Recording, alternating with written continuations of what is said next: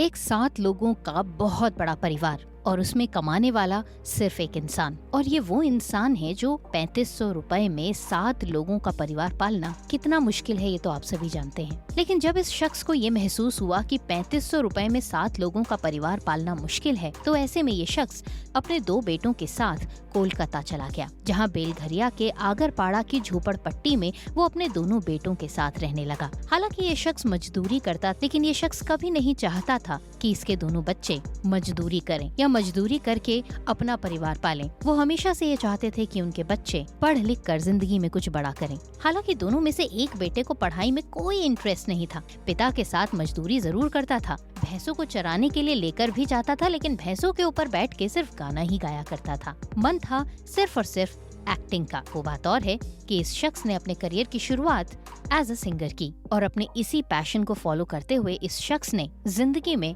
कभी हार नहीं मानी। और आज की डेट में स्थिति ये है कि ये शख्स एक फिल्म के लिए लेता है 50 लाख रुपए। जी हाँ, हम बात कर रहे हैं पॉपुलर भोजपुरी स्टार निरहुआ की, जिनका असली नाम है दिनेश लाल यादव। 2 फरवरी 1979 को यूपी के गाजीपुर में जन्मे निरहुआ आज की डेट में न सिर्फ एक सक्सेसफुल सिंगर और एक्टर हैं, बल्कि प्रोड्यूसर, टेलीविजन प्रेजेंटर और पॉलिटिशियन भी हैं। निरहुआ को आज दुनिया में हर कोई जानता है, लेकिन ये वो शख्स है जिसने अपनी जिंदगी में मजदूरी करने से लेकर वो सब कुछ काम किया जिसके जरिए वो अपने आप को जिंदगी में सफल बना सके। निरहुआ के पिता ये चाहते थे कि वो नौकरी करें, लेकिन निरहुआ हमेशा से एक्टर ही बनना चाहते थे। पढ़ाई के बाद निरहुआ साल 2001 में वापस गांव लौट आए और अपने संगीत के रियाज में जुट गए। इसके बाद उनका एल्बम आया निरहुआ सटल रहे, जो कि काफी हिट हुआ। इसके बाद ससुरा बड़ा पैसा वाला के प्रोड्यूसर सुधाकर पांडे उनके गांव आए और गाने की तारीफ की और अपनी फिल्म चलत मुसाफिर मुँह लियो के लिए उन्हें साइन किया, जिसके बाद से निरहुआ ने कभी पीछे मुड़कर नहीं देखा। 80 से भी ज्यादा फिल्मों में काम कर चुके निरहुआ आज की डेट में हर तरीके से एक सक्सेसफुल पर्सनालिटी हैं। लेकिन एक जमाना वो भी था, काफी गरीबी और मजबूरी भरे दिन देखे। एक समय था जब उनके पास साइकिल तक नहीं थी, लेकिन आज की डेट में उनके पास कई सारी लग्जरी गाड़ियाँ हैं। निरहुआ के सक्सेस के पीछे बहुत बड़ा योगदान बॉलीवुड की एक एक्ट्रेस का भी है, और इसके पीछे भी छुपा है एक बहुत ही जबरदस्त किस्सा। बात उस समय की है जब निरहुआ बॉलीवुड फिल्मों के जबरदस्त फैन थे और करिश्मा कपूर की फिल्में उन्हें दिल से बहुत पसंद थी। करिश्मा कपूर की फिल्मों को लेकर उन्होंने दिल में ये बात ठानी हुई थी कि करिश्मा की अगर कोई भी फिल्म आएगी तो उसको उन्होंने पहले ही दिन थिएटर में जाकर देखना जरूर है। लिहाजा निरहुआ जब कभी भी करिश्मा कपूर की कोई फिल्म आती थी तो उसके लिए कुछ न कुछ इंतजाम पहले ही करके रखते थे। निरहुआ एनसीसी के स्टूडेंट भी थे और एक बार एनसीसी के एक कैंप के दौरान करिश्मा कपूर की एक फिल्म रिलीज हुई। फिल्म का नाम था राजा हिंदुस्तानी। अब जैसे कि निरहुआ ने खुद से वादा किया ही हुआ था कि करिश्मा कपूर की हर फिल्म को पहले ही दिन थिएटर में देखना है तो देखना है, लिहाजा उन्होंने एक जुगत लगाई।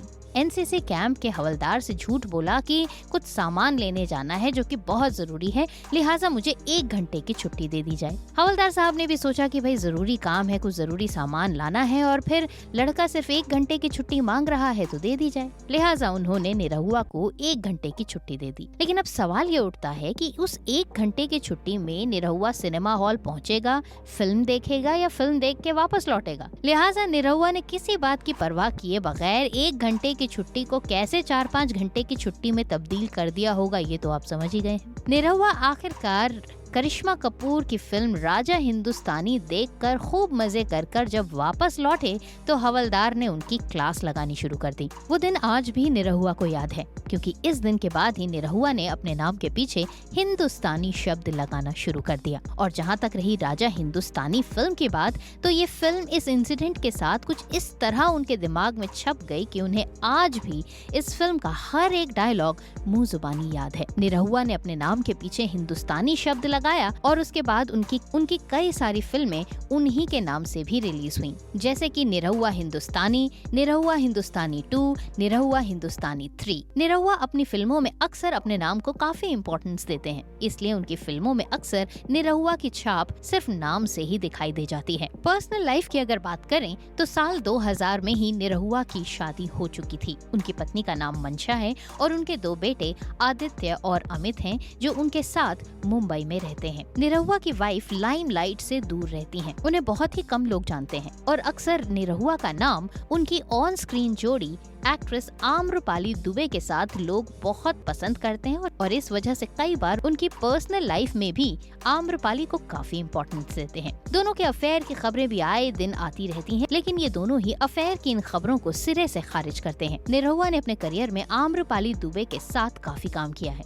और इस वजह से अक्सर उनका नाम आम्रपाली दुबे से जुड़ता है। लेकिन बावजूद इसके निरहुआ की पर्सनल लाइफ, उनकी पत्नी और उनके बच्चों के साथ संबंध काफी अच्छे माने जाते हैं। जहाँ तक रही निरहुआ की पर्सनल लाइफ से जुड़े हुए कुछ रोचक किस्सों के बारे में, तो एक बार निरहुआ ने खुद अपने एक इंटरव्यू में कहा था कि वो कभी भी अपने ससुराल नहीं जाते हैं और इसके पीछे भी उन्होंने एक बड़ा ही मजेदार किस्सा सुनाया। निरहुआ ने बताया कि शादी के बाद से लेकर वो अभी तक ससुराल नहीं गए हैं और इसके पीछे कारण है गांव की पुरानी मान्यताएं। निरहुआ का कहना है कि उनकी पत्नी के गांव में ये माना जाता है कि अगर किसी लड़के की शादी हो गई है और वो ससुराल बार बार जा रहा है तो लोग उससे मजा लेने लगते हैं। लोग कहते हैं कि ये तो ससुराल में ही टिका रहता है, ससुराल ही जाता रहता है। गाँव वालों के डर की वजह से निरहुआ ससुराल जाने से बहुत बचते हैं और निरहुआ की पत्नी खुद भी नहीं चाहती कि निरहुआ अपने ससुराल आए और इसके पीछे भी एक बहुत बड़ा कारण है। दरअसल निरहुआ की पत्नी की शादी से पहले उन्हें कोई और लड़का देखने आया था, लेकिन जब वो लड़का अपना ससुराल देखने गया तो ये रिश्ता कंफर्म होने की बजाय खटाई में पड़ गया। निरहुआ का कहना है कि उनके पूरे परिवार में यही मान्यता है कि लड़के को शादी के बाद ससुराल नहीं जाना चाहिए। उनके पिताजी और दादाजी भी अपनी जिंदगी में अपने ससुराल कभी नहीं गए और यहाँ तक कि किसी के भी ससुराल वालों ने भी इस बात की शिकायत नहीं कि उनका दामाद ससुराल तो आता ही नहीं है। खैर, भोजपुरी फिल्मों के ये पॉपुलर स्टार अपनी जिंदगी में काफी स्ट्रगल करने के बाद आज उस मुकाम पर पहुंच गए हैं जहां पहुंचने के लिए उन्होंने दिन रात मेहनत की और अपना वो मुकाम बनाया जिसके बारे में लोग सिर्फ सपने ही देखते हैं। अगर आप भी निरहुआ की फिल्मों को पसंद करते हैं तो वीडियो को एक लाइक जरूर दीजिएगा और इसी तरह के इंटरेस्टिंग वीडियोस को देखने के लिए चैनल को सब्सक्राइब करना मत भूलिएगा। तो आज के लिए बस इतना ही। अगले वीडियो के साथ होती है बहुत जल्द आपसे दोबारा मुलाकात। तब तक के लिए नमस्कार।